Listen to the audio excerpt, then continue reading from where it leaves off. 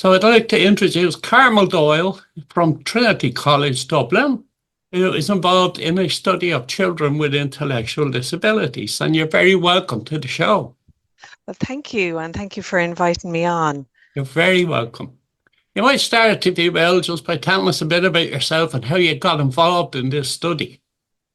Yeah, so I guess so. I mean, I've been involved. I'm a registered nurse in intellectual disabilities, so I've been involved in the area for over 20 years, and my area of interest has always been children with intellectual disabilities. So I've been involved in kind of a few different studies. So over time, we get invited to partake in studies and to plan studies with other people who have vested interests in children with intellectual disabilities. So that's how I've ended up, I guess, working in this area. Right. So what length of time was the study over? What were the age ranges of the children involved? And what about the demographics involved also? Yeah, so I guess when I look at children with intellectual disabilities, first of all, we're involved in a few different projects. So many of the studies that we do are at the age range 0 to 18, obviously the child age range. So one of the things that we're currently looking at is around, it's what's called blended feeding. Okay. And that's where, for instance, we have many children with an intellectual disability who can't, for whatever reason, take their food through the mouth or orally. So they're fed through a feeding tube, which is called a gastrostomy tube. And historically, what we've done with anybody who requires a feeding tube is we've used a commercial feed. So that would be like a prescribed feed product that's provided by a commercial pharmaceutical company. So over the last while, I've been involved in a project with Stewart's Care, which I'm sure you're familiar with, Stewart's Care in West Dublin, whereby there were a number of children actually attending the school there who were looking at alternative ways of actually feeding. And what we wanted to do was put a policy in place so that we as an organization could support those particular children. So what I guess our study is looking at is how we can use real food blended and inserted into that feeding tube as opposed to a commercial feed. So this week, for instance, we had our Child Health Research Festival was on in Trinity College, and we had a lovely young man, he's 12, Dylan is his name, and him and his mum came along to actually tell people their story around blended feeding, and they would have been heavily involved in the development of the policy for his feeding to be supported within the school in Stewart's Care because he attended school there. So these kind of studies are really important. So for instance, now what happens with Dylan is he doesn't take food orally. So what happens is he gets his breakfast the same as you or I. He might have Weetabix or banana or nuts, and that's blended using a Vitamix blender, and then that's inserted via his feeding tube. And I guess the main difference between that and a commercial feed is that obviously his family get to prepare his food. He gets to eat the same food as everybody else within the family. If it's his birthday, he gets to have his own birthday cake. And the effect of that on his own physical health has been enormous. And for instance, gastrointestinal symptoms have, decreased. So he's a happier little chap because of that. So that's kind of one of the studies that we're actually looking at. So we have a PhD student, Amanda, who is going to build a case study around children who are actually being fed in this way, and that will be children of any age between 0 and 18 who have an intellectual disability and require this kind of intervention. Did you look at births and the complexity of births? Yeah, well, my own research hasn't looked at the complexity of births, but actually a lot of the work that we do is based on the complexity of birth. So, for instance, some children we know are born with an impairment, and I give the example of maybe a genetic condition, like, for instance, one that people know is Down syndrome, but actually others develop their intellectual disability as a direct result maybe of an illness that they get in early years. It could be meningitis. And those children who have an obvious disability at birth tend to get the intervention faster because we know that there's a pathway of care. So for example, if there's a baby born today with Down syndrome, we tend to know that soon after birth. So their care, there tends to be a path already followed by others. And the difficulty lies where, for instance, the diagnosis is less obvious or the delay isn't observed until later. And those children follow a different pathway because often we don't know the pathway that they require. And I give the example here of maybe a child with autism who actually doesn't have the physical disability, and because of that, and because it doesn't tend to display its signs at birth, because it's that bit later, the diagnosis is that bit later, and then the intervention is that bit later. So really, no one child has the same experience of disability as another. And I guess therein lies the difficulty then when we're trying to plan and develop care for these children. Does assistive technology play a big part in your work, in teaching and to children and so on? Yes, definitely. And we've seen this develop, time and time again. So, for example, I always think of communication when I think of assistive technology, because there are many children who, and I give again the example of maybe a child with autism who is non-verbal and doesn't have speech, but will actually be able to communicate using an iPad and maybe a picture application system whereby they can get their messages across. But we also can use assistive technology with children who might have a profound intellectual disability. And for example, I think of the eye gaze technology that's out there where they can actually look at the computer and the computer is able to read what their gaze is actually telling, or they can use the eye gaze to select letters or words on a computer, so therefore they're able to communicate in that way. So communication is certainly one area where we see assistive technology used across the board. Is there a difference between boys and girls, or the number of boys and girls, when we're talking about intellectual disabilities? Yeah, well, that's actually a really good question. We know that there are actually more boys than girls internationally with intellectual disabilities, and that can be because actually some of the conditions are sex-linked genetically. So there's a male predisposition to the condition that they have, or the genetic condition. So we are no different in Ireland. About just under 3/4 of the people that are registered with an intellectual disability would actually be boys over girls, and that's kind of the norm internationally. So we're quite similar.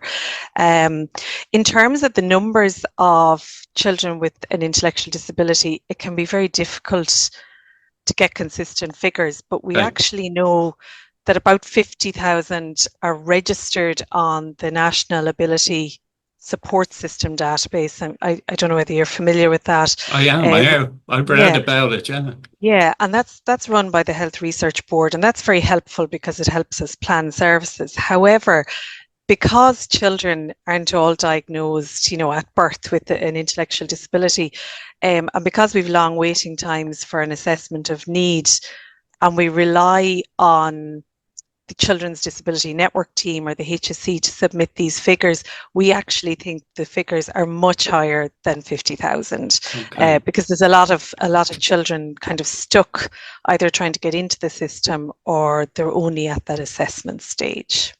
And what about milestones for those with without a physical disability, the likes of walking and talking? Do they meet them in kind of a so-called normal way? Yeah, I guess, you know, it really does depend on the child, and it depends on the environmental factors, it depends on their own condition and personal factors in life. So if you have, for instance, a child who has a cognitive difficulty or an intellectual impairment, they're likely to meet physical milestones, but might be slower at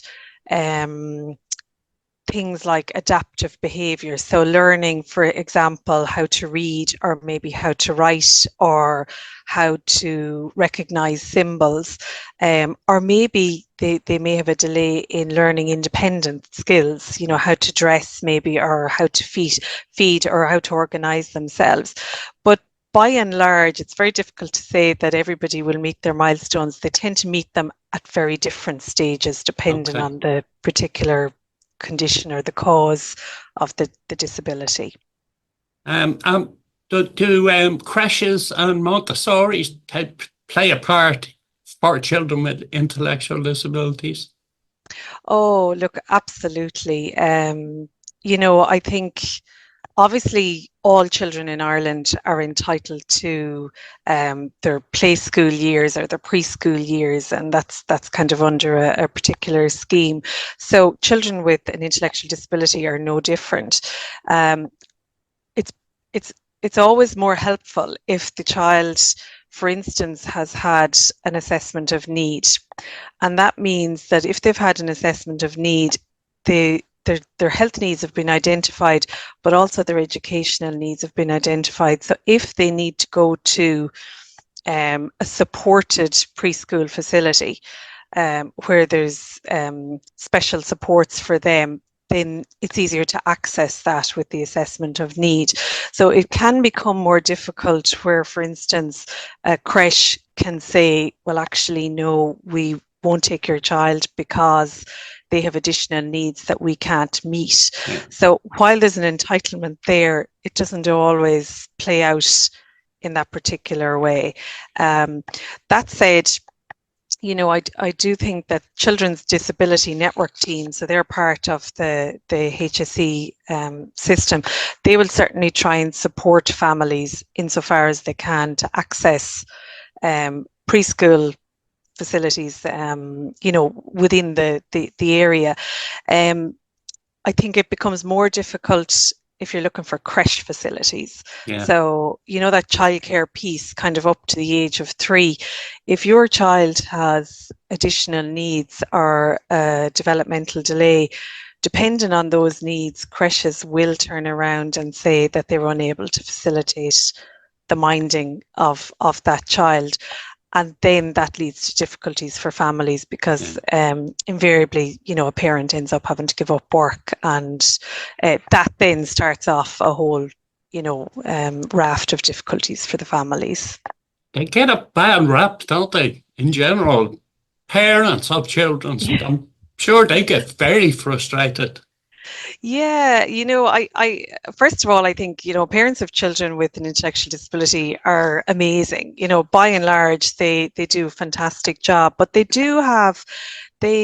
you know, not only do they have the challenge of having a child with an intellectual disability, but they have the challenges of the system then. Yeah.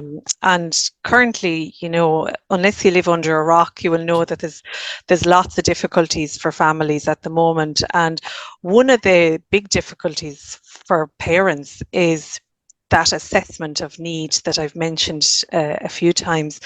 And without the assessment of need, it's very hard to get into the system and get maybe the physio that you need, or the occupational therapy, or the speech and language. And certainly then if you get the assessment of need when you're in the system, it's a little bit easier to navigate. Now there are massive waiting lists for assessment of need. I'm hearing stories of up to 3 years, Wow, which is phenomenal that's wait. startling. It's a startling wait, because we know that when early intervention is given, we know the outcomes are always better for the child. So if you have a child who's possibly not shown signs of difficulty until they're 2, and they are then placed on a 3-year waiting list for an assessment of need, they have missed 3 years of early intervention. So that's hugely problematic for parents, and that's why we see parents coming out more and more to talk about these things. Then I suppose another additional difficulty is that financial piece. If a parent has to give up work to care for their child full time at home and to be there for their child, and if they give up work, the carers allowance, while helpful, isn't overly generous. And also there's an assessment for carers allowance. It's currently means tested, and I know there's parents lobbying at the moment, parents and carers are lobbying to get that changed, and there is talk of that, imminent change, but that's a huge burden on families. And then I suppose the other issue are the support services, and if those support services are there. And the first support I think of for parents is families, and families often find it difficult to support their daughter or their son or their grandchild because they feel they don't know enough about the disability. And that can be really, some families have fantastic family support and some don't. So therefore we need, an appropriate service for the child, so an appropriate school environment, but also respite services as well. Did you find that the children went to, or in general, went to general schooling? And if so, how successful were the schools in reaching the requirement to deal with these children? Yeah, I think in recent years there's been a real shift in schooling and education for children with intellectual disabilities. So I guess we have kind of 3 models. So we have the child going to mainstream school and being part of a mainstream class with supports, and that might be an SNA support. And then we have children who go to a special class attached to a mainstream school. And I guess of maybe a child who has autism, who gets a higher level of support in that setting. And then we also have the special school environment. So I guess, again, it depends on the assessment of need for the child, and certainly those children who might have a profound intellectual disability and are more dependent for care tend to end up going to a special school environment. And they can be really, really helpful. But by and large, everybody wants their child, irrespective of ability, to go to a mainstream school setting. So we are hearing absolutely fabulous stories coming out of some mainstream schools and some special classes attached to mainstream schools. And then we're hearing that actually some children are not getting the supports that they need. And I guess if you look at the education system currently, we have a shortage of teachers. There's been an injection of more SNAs into the school environment, but that's not enough. So what tends to happen is the teachers and SNAs are pulled to deal with maybe whole classes as opposed to individual needs, and that's problematic. So we do have children who are bearing the brunt of issues around funding in education. And there are also children who, we're now coming towards the end of September, who have no school place for this academic year. That's right. Because of a number of reasons. And the higher the challenges that a child displays, the easier it is for people to say no to taking that child into their school environment, because they don't have the staff maybe to deal with it. And that can be an issue for families, and that's a huge problem. I see you were involved with the Special Olympics as well. I'd imagine sport and physical activity is hugely important in developing the children, as with all children. Yeah. Yeah, absolutely. And I guess Special Olympics, I mean, fabulous organisation and available to support children and adults with an intellectual disability in whatever way they can. And they're super at adapting the sports to the ability of the child. So the child doesn't have to fit within a certain skill set in order to participate. And that's really important. Yeah, some of the work that we do is we support the development of education modules for volunteers that actually volunteer for Special Olympics. And we've just done that recently, and we've updated our suite of programs. So Special Olympics relies on volunteers to run all of their sports activities, and they would have a skeleton staff without volunteers. So it's really important that volunteers get a sense of what is current for people with intellectual disabilities and how to communicate. So some of the basic skills around that, but also to recognise some of the health difficulties that children have, particularly around mobility, because when we think of sport, we think of the active, child that's going to run around, but that isn't always the case for children with intellectual disability. Yeah, so Special Olympics provide great support services, and if there's any parent out there who's considering or thinking about having their child get involved, you should really look at their website, and they have a great setup, and they tend to be local as well. So there's Special Olympics, in West Dublin, and that's important for children. You'd be delighted to know we're coming right to the end of our allotted time. Is there anything else you'd like to say before we close? Yeah, I guess, I think it's really important that we embrace the will to improve the lives of children and people with disabilities and support their families. So certainly in my role, I'm lucky that I get to actually work with many of these families in terms of research. And the aim of all of our research is to try and tell and give voice to the families. So talk about issues of concern with them. So recently, I undertook a study around medicines and what it's like to give medicines to children with intellectual disabilities. And as a follow-on from that, we now have a PhD student, Michelle, who's actually going exploring that even further, and the whole issue of how we disguise medicines when we give them to children, because I'm sure we've all experienced that, where they won't take it.